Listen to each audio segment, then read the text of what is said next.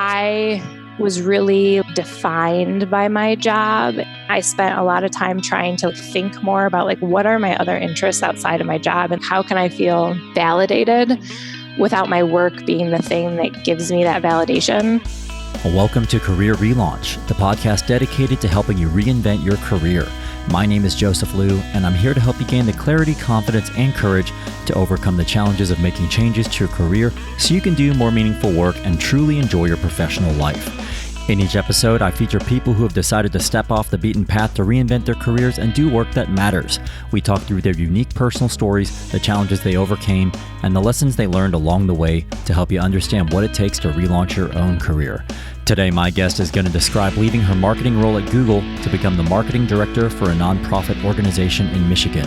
We'll discuss the trade-offs of going from the for-profit to nonprofit world and the impact salary and benefits can have on your overall career satisfaction. Afterwards, during today's Mental Fuel, I'll talk about how my sources of validation have evolved over time. Today, I'm speaking with Colby Chilcote, who's the marketing director at Huron Pines, a nonprofit organization that protects the health of the Great Lakes through the conservation and restoration of Michigan's natural resources. Colby started her career at Google, where she worked for a decade in marketing and online advertising, helping small businesses and nonprofits build an online presence. Colby holds a Master of Fine Arts from the University of Notre Dame, and she now lives and works in northern Michigan, where she enjoys exploring the woods and freshwater with her husband and two sons. Now, I first heard about Colby in a recent Fast Company article about the surprising truths of taking a pay cut to find more meaningful work. And we're going to get into Colby's honest, candid perspectives on what it's really like to leave a big name company behind and let go of all the benefits and corporate perks that come with that. Most importantly, we're going to discuss why it's so important to just trust yourself no matter what others think or say when it comes to your career. You can get all the show notes from today's episode at careerrelaunch.net/63. Colby spoke with me from Grayling, Michigan. Hello, Colby, and welcome to Career Relaunch. It is great to have you on the show. Thank you for having me.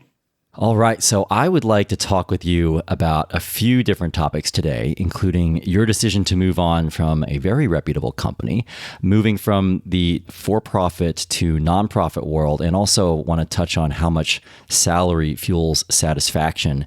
But I was hoping you could just start us off by sharing a snapshot of what's keeping you busy right now in your career and your life.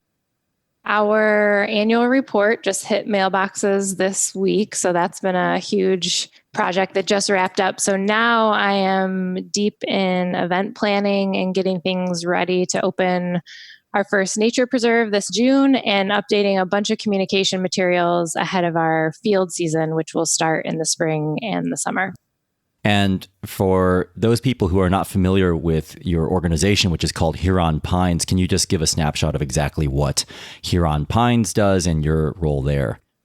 So Huron Pines is an environmental conservation nonprofit. We're based in Northeast Michigan, so protecting the Great Lakes is a huge part of what we do.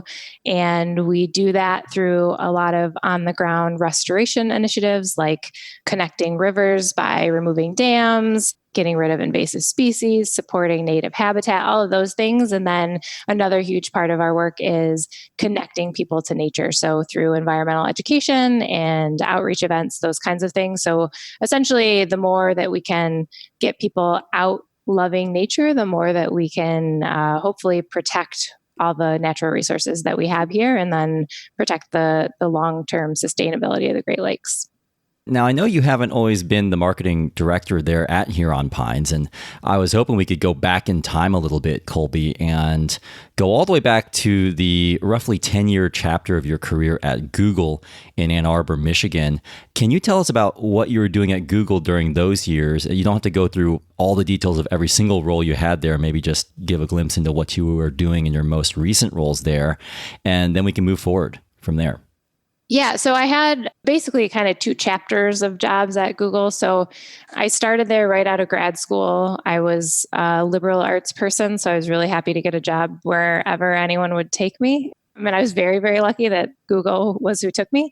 But I started doing online advertising sales, and I did that for about 4 years. And then I transitioned into marketing for the next 5 years or so, I worked in small business marketing, specifically trying to help small businesses get an online presence. So, like thinking about kind of local mom and pop shop kind of businesses, getting them to be comfortable with using the internet to help grow their businesses. That was what I spent a lot of my marketing focus on.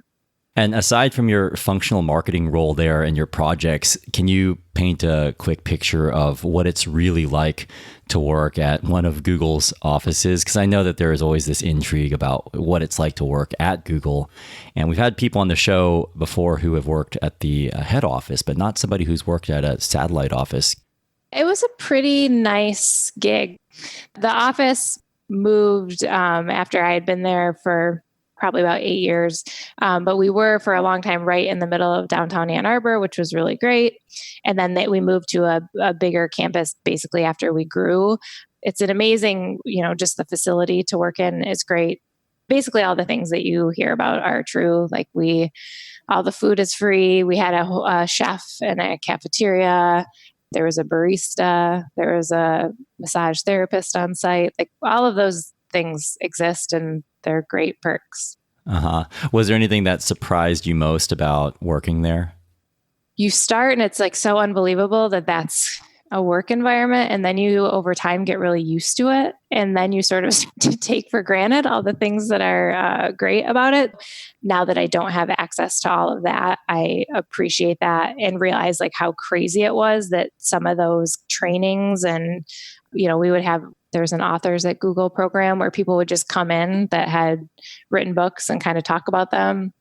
So like just some of those kinds of things, like the fact that that was happening on a daily basis now is like a little more mind blowing than it was when I was there. Cause I think, like I said, you just sort of get used to all the crazy stuff that goes on there. And before we talk about your transition out of Google, was there anything in particular that you found challenging about working at a place like Google, in spite of the fact that it sounds like there were such amazing perks and it sounds like a wonderful environment to work in? It kind of is a double-edged sword because what is great about it is that the people that work there are all really great and really self-motivated. And it's part of like what makes it work and makes it successful. But then on the other side, there's kind of this culture of overachievement and continued progress, which can be really good. But there's also, I think it kind of facilitates burnout a little bit. And it also kind of has you like constantly questioning whether you're doing enough or whether, your project is big enough to keep moving you forward in your career trajectory. So it can be a really stressful place to work also. And I think that kind of mix of that stress with all the perks that come with it can be really hard to wrap your mind around like both of those things. So you start to kind of question what you're doing in your everyday job and you're not sure if you love it, but then you look at all these great things that you have offered to you and you think like, why am I questioning this job? Because there's so many great things here. Of course, I should be happy. So I think like all of that kind of mental stuff can make it a difficult place to work. Well, that's a nice segue, Colby, into what I was hoping to spend a little bit of time talking with you about now, which is your transition. Specifically, I know you eventually decided to move on from Google. Could you take me back to the moment you made your decision to leave Google? And I'd be interested in hearing what was going on for you exactly at that time, both at work and also personally. Two huge life events happened that really set everything in motion. The first was that my lifelong best friend passed away from cancer.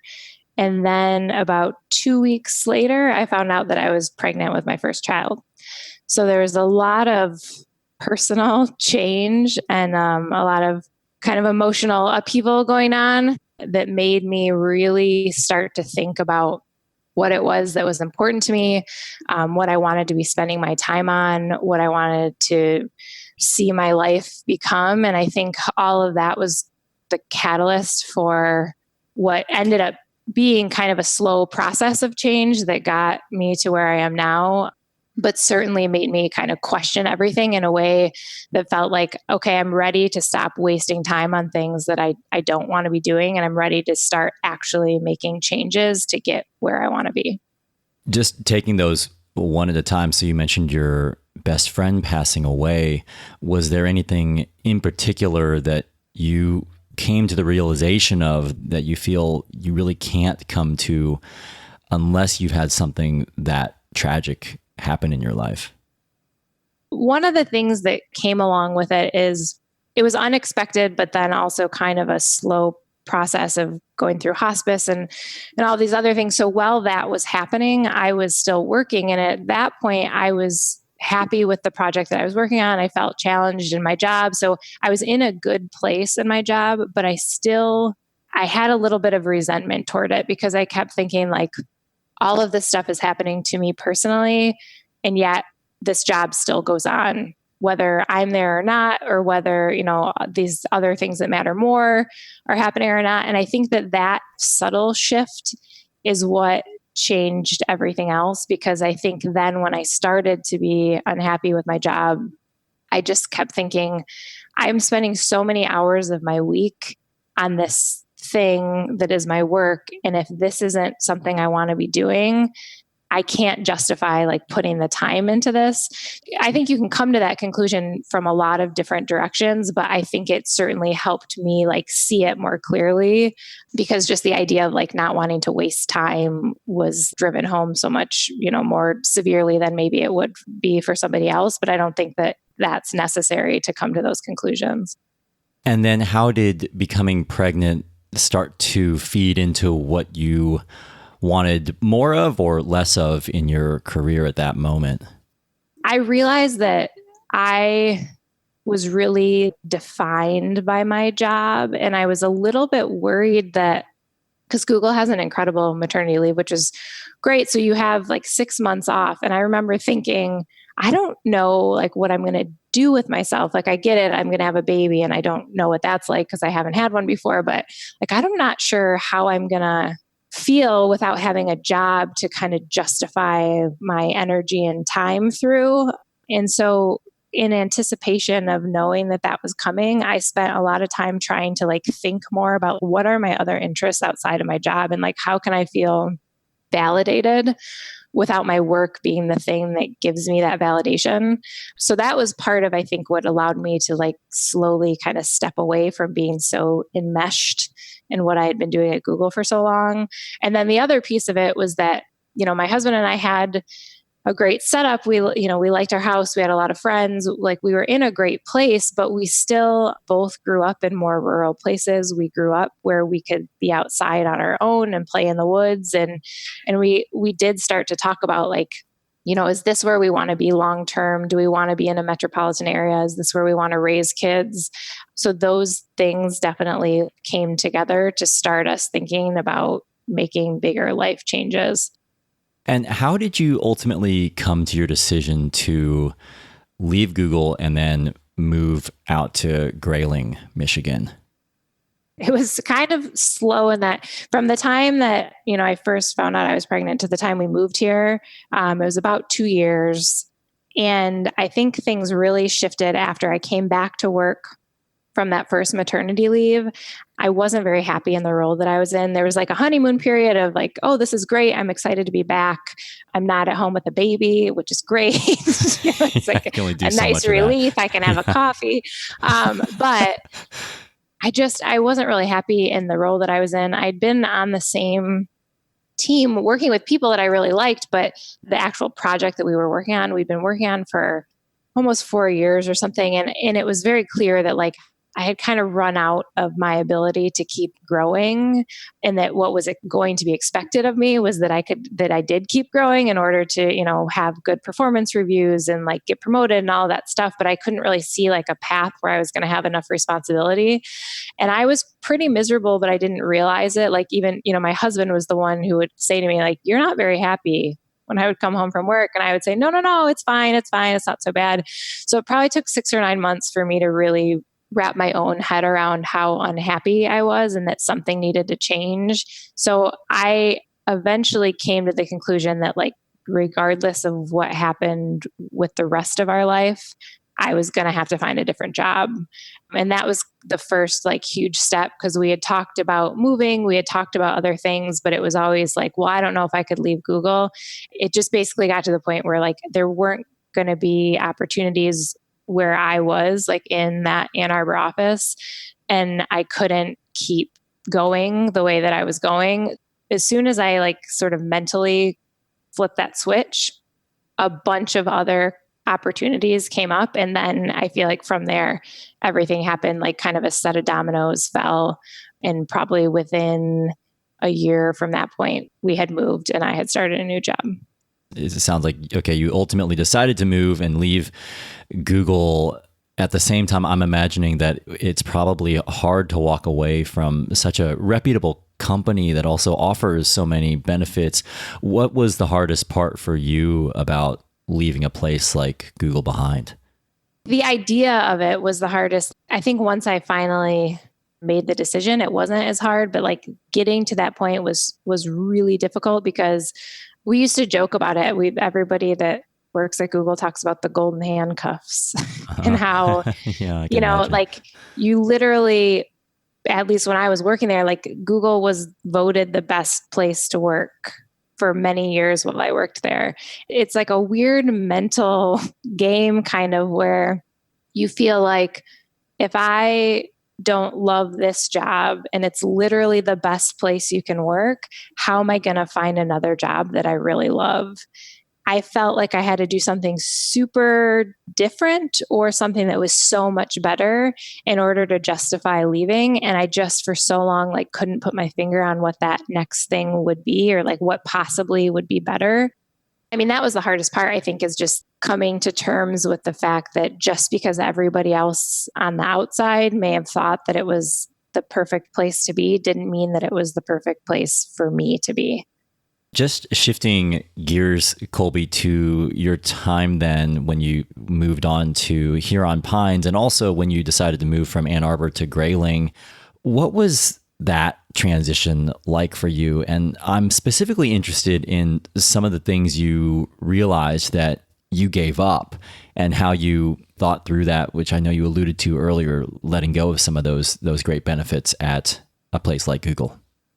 I mean, my husband and I had, hundreds of discussions over the course of a couple of years kind of about whether or not we could really make this move and whether or not it was what we wanted to do. And I think because we planned really well and we talked through every like worst case scenario, we felt pretty comfortable with our decision, like before we even fully made it. So like, for example, we lived in a city where you could walk to like a gourmet grocery store. It was a few blocks from our house and, there were places to eat and things to do. And we would talk about like all these things are great, but is this important to us or is it more important that we have a yard and that our kids can go to the lake and that we can do things outside? And I think at some point we like sat down and made a list of like, what are the 5 things that we would want to, where would we want to live? What would we want to do if we won the lottery? And that was also one of the like pieces that helped put some of this stuff into play because we realized that what we wanted wasn't actually like that unobtainable. And so one of the things was like, we really wanted to live on the water. And we never would have been able to do that in like a metro area because it's just way too expensive. So we started thinking like, how do we make these things happen? And are they feasible for us? It didn't seem like we were making a big sacrifice because we were sort of trading one life for another is more what it felt like. And we decided that we kind of liked the option behind door number 2 better. We were like very committed to having a different kind of life. That life was more built around natural resources and it was built around being closer to our families and having kids and jobs that we felt like we were making more of an impact. Like those were all things that were important to us. And so when things started to fall into place that we could make those things happen, leaving behind like the money and the perks and the restaurants and the, all that kind of stuff, it just didn't feel like we were making a big sacrifice. Now, from your career journey, Colby, I'd be really interested in getting your honest, non-candy coated perspectives on a few things because you just mentioned money. So I was wondering, can we just talk for a moment about salary? Because I know you had a change to your salary, and I'm just wondering if you could explain what impact, if any, that had on both your life and also your overall satisfaction. So on the one hand, like, yes, I had a significant pay cut to switch jobs. But on the other hand, I think about it a lot. And I mean, maybe this is not good to say, but I think, that Google's salary was also pretty inflated. I mean, from where I started to where I ended up, like I was promoted a couple times. At some point through the course of those 10 years, Google decided to give every employee a 10% pay bump, like a lot of weird things like that happened. So when I left, I think that the salary was inflated for the Midwest for sure. Like I worked for a company that was a tech company based in California, and I know they pay different amounts based on where your office is, but still, like I think even in the Ann Arbor, Detroit area, I would have probably been hard pressed to find a job where I was making an equivalent salary.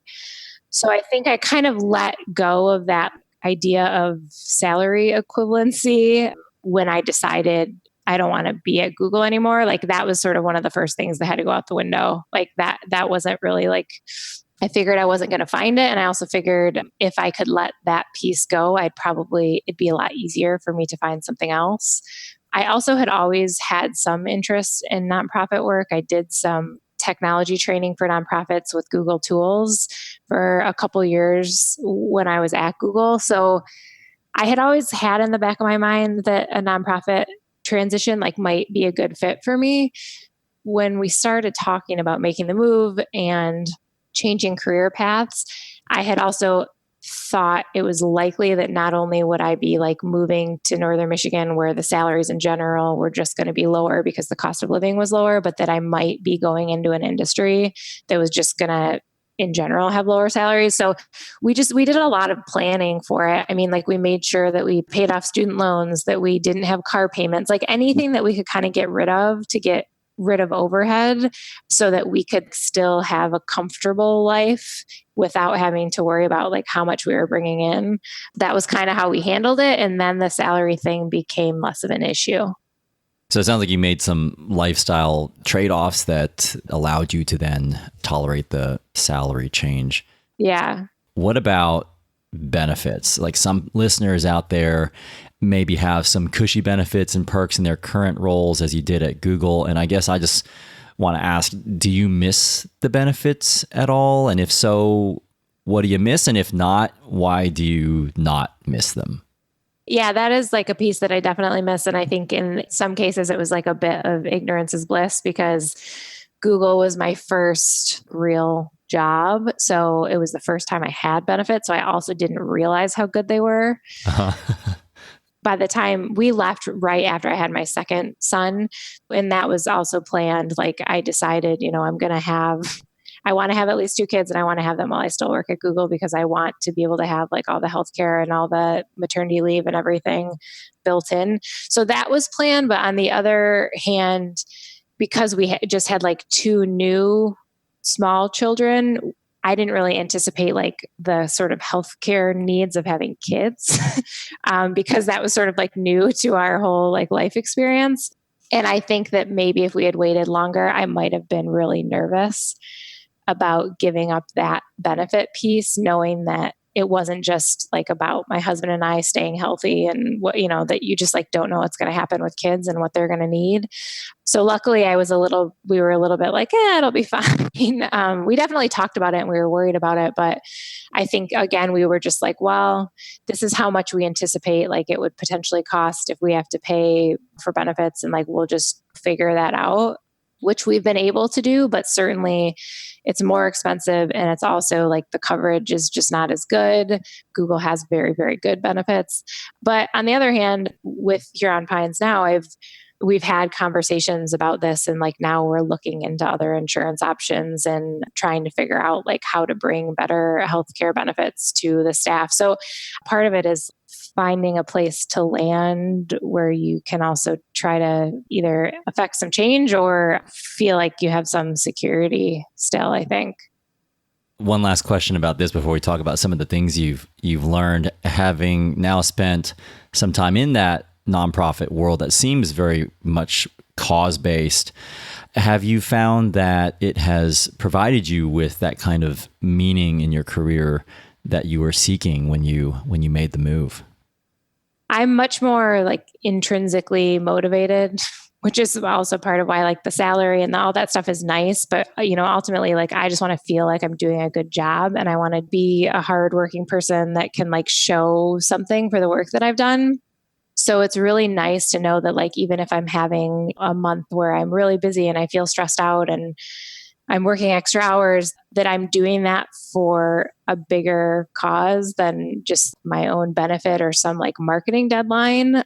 And I think that really helps justify the time that I'm putting in, because I think I would sort of have that mentality regardless of what the job was. Like once I get involved in something, I get really involved. And I was aware enough of that to know that like whatever the next job I had, that I was going to need to really care about it, or else I was going to fall into that trap of spending all my time on something and then kind of walking away and thinking like, in 10 years, is anyone going to care about this? And I feel like in 10 years, yes, like people are going to care that we have protected forests and places for people to have recreational access. Like those things actually really do matter.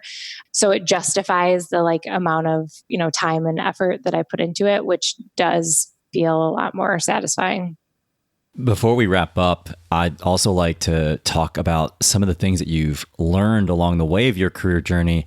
And one of the things that we spoke about before doing this recording was you mentioned a sense of relief when you chose to finally move from Google out to your current role there at Huron Pines, and also from Ann Arbor to a more rural setting. Can you just explain what that relief was about, or what you meant by that? For so long, it just seemed like I'm in the best job that exists. So like, how could I be unhappy here? And I kept kind of feeling like it was my fault. Like I've got to just like be more gracious and appreciate this job more or something, because like, why am I not liking this? So when we finally made the move and I started at Huron Pines, and I was really excited about the work that I was doing, and I had more responsibility and I had more autonomy, it just all really clicked. Like, no, like that was just the wrong fit for me. This is a job that I want to be doing. And that made all the difference in the world. So that I think was like kind of the biggest lesson of the whole thing, is like, I should have trusted my gut sooner, and that it's okay to walk away from something, even if everybody else kind of thinks you're crazy. Like you have to do what is the right thing for you. And as soon as I did that, that was the relief. Was like everything didn't come crashing down around me. I was actually much more satisfied and much happier. And that felt amazing. Having made this move from for-profit to nonprofit, is there something you now know about making this transition that you wished you had known before? I think what I wish I had known was that it was okay to take a risk, and that if you are trusting your gut and thinking things through and making informed decisions, that you're going to end up in an okay place. Like, I think I was afraid for so long, like, well, what if I leave and I'm just thinking the grass is greener on the other side, and I get a different job and I realize I've made a horrible mistake. And I think for a long time, that kept me from leaving. I don't know what someone could have said to me, but I wish I had a crystal ball and could see, like, just because this is a nice setup doesn't mean it's the end all be all of jobs, and that you should trust that what feels right for you is going to make you happier in the end. Yeah, that makes a lot of sense. I think it's so hard to trust your gut when everything on paper seems like you should be happy with what you have. Right. And so, yeah, I think you're making such an important point here, that you sometimes just have to trust your intuition, in spite of the fact that everyone else might think, and even you might think, that, wow, this is probably as good as it's going to get. Finally, what have you learned about yourself having moved from Ann Arbor to Grayling, going from a more urban environment to more rural environment? The good thing is that I think it validated a lot of things that I suspected, that having autonomy in my work, making an impact, spending more time with the people that I love, with my family, with my friends, that's way more valuable to me than money could ever be. I always assumed that, but it was hard. Like, I never tested it, so it was easy for me to think, I don't really care about all this extra stuff that I'm getting because I work at Google. What I want are to have like a job that I feel good about when I come home, and to be able to spend time with my family and have a life that I feel happy about outside of work. But now that I've kind of put my money where my mouth is, it's been a good thing that the experiment worked out in my favor. But I think that is like kind of the biggest thing I learned, is that like what I suspected was true, and I'm a lot happier for it. And it doesn't really like make any difference to me. Like my ego isn't fueled by how much money I'm making. It's really more about what am I spending my time on? And I feel better about what I'm spending on my time on now.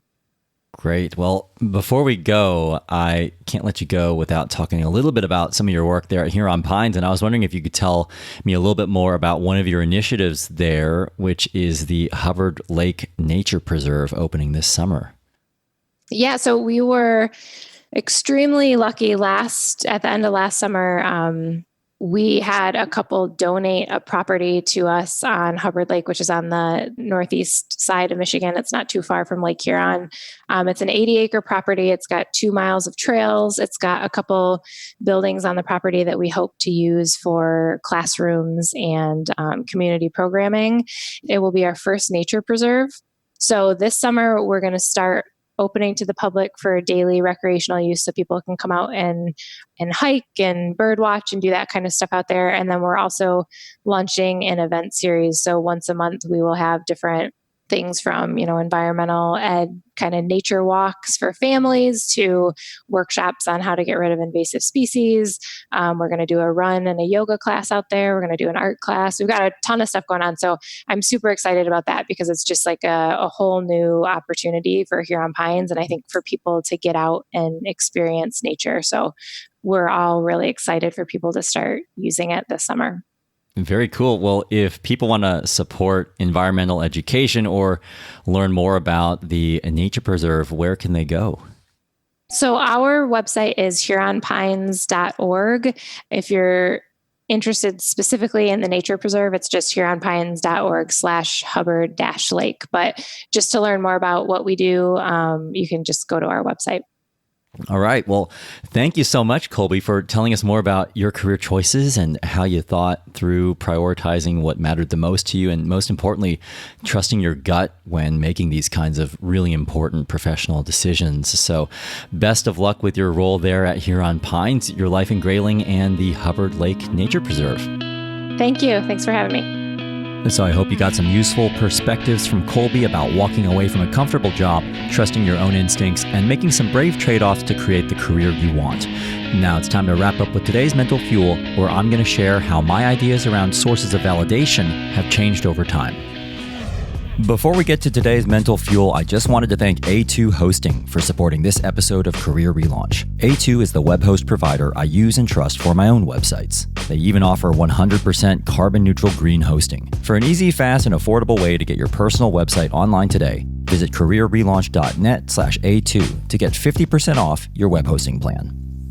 This is the part of the show called Mental Fuel, where I finish the show with a brief personal story related to one of the topics we covered today, and wrap up with a simple challenge to help you move forward with your own career goals.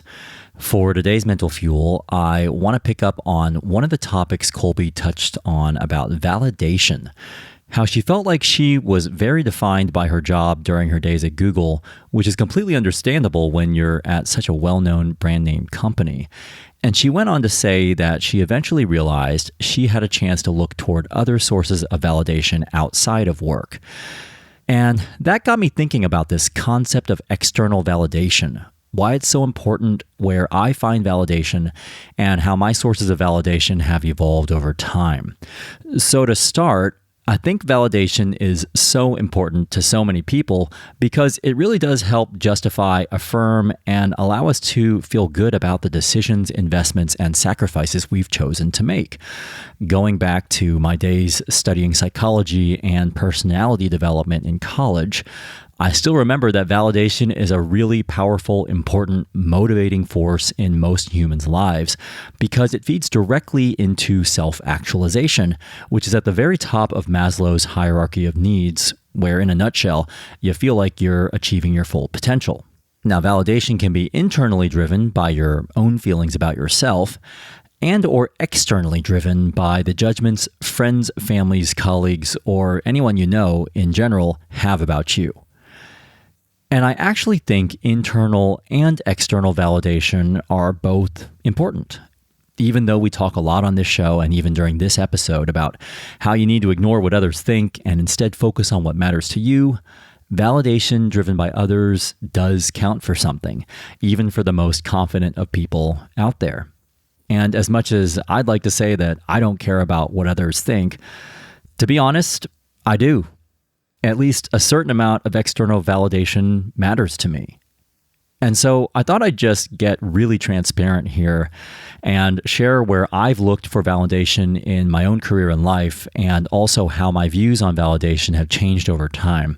And I'll break this into 3 chapters: my childhood through college, my early career, and my most recent shift into the world of self-employment.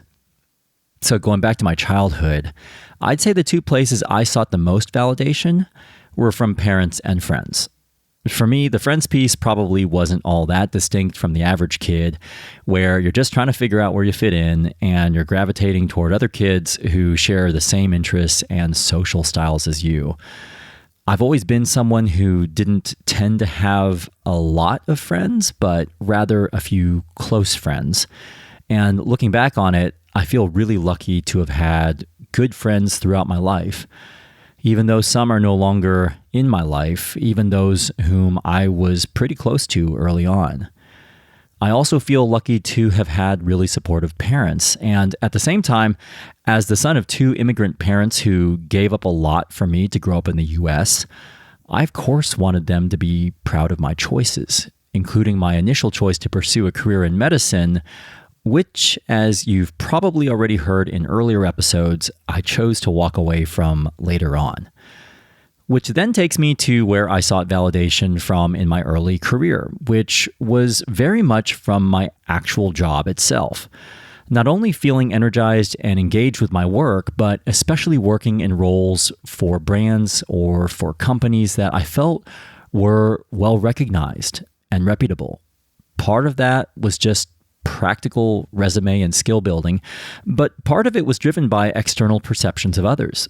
This is where, in reality, external validation really did matter to me, especially because I'd changed careers and I was trying to build some credibility. So working for a well-known company was a priority for me, and this drove me to work for reputable companies like Clorox or General Mills, which in some ways enabled me to kind of walk into a room with my head held high. And similar to Colby when she left Google, also made it really tough for me to walk away from those companies. Which brings me to the present day, where I'm now self-employed, and I've got to admit that as much as I love running my own business, especially the freedom and control it gives me, and even though I'm now 6 years into it, with my business growing consistently, I still think I wrestle with feeling fully validated. And I'll tell you why I know that, because I actually have dreams all the time, and I'm talking about actual dreams at night, where I've decided to return to working as a marketer in the corporate world. Just ask my wife, and she'll tell you, I wake up pretty regularly saying I've just had another dream of returning to the corporate world. Just yesterday, I had a dream where I'd been recruited to work on a rebranding initiative for Patagonia, which felt cool, but also kind of filled me with dread because I realized I wasn't going to be able to spend as much time with my daughter or my wife, or to be able to have as flexible of a lifestyle. And every one of my corporate dreams is like this, where my reputation is suddenly getting re-elevated again because I'm working for a big name brand, but deep down, I'm feeling really conflicted about it because I'm losing the lifestyle I've come to love so much as a business owner. Which brings me to where I now seek validation from these days. And I think it comes from 3 places. First, it actually does come from professional momentum in terms of the speaking opportunities that come my way, the impact I'm having on my clients, and the growth of my business. These things are really important to me. And without them, I do think I'd question whether I'm on the right career path. Second, how I'm feeling. And this may seem a little touchy-feely, but increasingly, I'm trying to pay attention to whether or not my overall mood is good or bad. Because ultimately, it's important to feel good each and every day, not only physically, but emotionally. And finally, I definitely care about whether my wife and daughter are happy with how I'm being and what I'm doing. And I do, even in my 40s, check in with some trusted friends, including a few who have been part of my life since my teens and 20s, whenever I'm questioning whether I'm still on the right track. So for me, my validation is a blend of both internal and external validators. And this mix feels right for me in this particular chapter of my career and life. I do think it's important to just be really honest with yourself about exactly how you gauge whether you're on the right track and where you're consciously or subconsciously seeking validation for the choices you've made. It can be tough to admit that you still need validation from others. I do hope that you always try to remember that what you think about your own choices should be part of the equation at all times. But I actually don't think there's anything wrong with trying to fill this very natural need to be seen respectfully in the eyes of others, especially in the context of your career where reputation and external perceptions are definitely a factor. This brings me to a quote from the author L.R. Nost. To need to be seen, to be heard, to be understood is simply to be human. So my challenge to you is to think about where you seek validation from. How much of your own sense of validation comes from within? How much of it comes from others? And are you happy with this blend? Take a moment and jot down what makes you feel good about the choices you're making in your career and life. Decide if those sources of validation feel right. If they are, great. Use them as a guide and touchstone whenever you're wondering if you're really on the right track. But if they're not right, make a choice today to adjust them. If you enjoyed this episode and want to help others discover this show, I'd really appreciate you leaving a positive 5-star review on Apple Podcasts or recording a voicemail to me with your feedback and thoughts at careerrelaunch.net/63, where you can also find a summary of all the key concepts from today's conversation with Colby. And if you want, learn more about that Hubbard Lake Nature Preserve, which is now officially open. Again, that's careerrelaunch.net/63. In our next episode of Career Relaunch, we're heading over to Austin, Texas, where I'll be speaking with a former retail professional turned baby sleep consultant.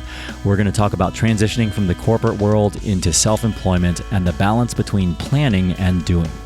Thanks so much for listening to Career Relaunch, and a special thank you today to Colby Chilcote for sharing her honest story with us today from Grayling, Michigan.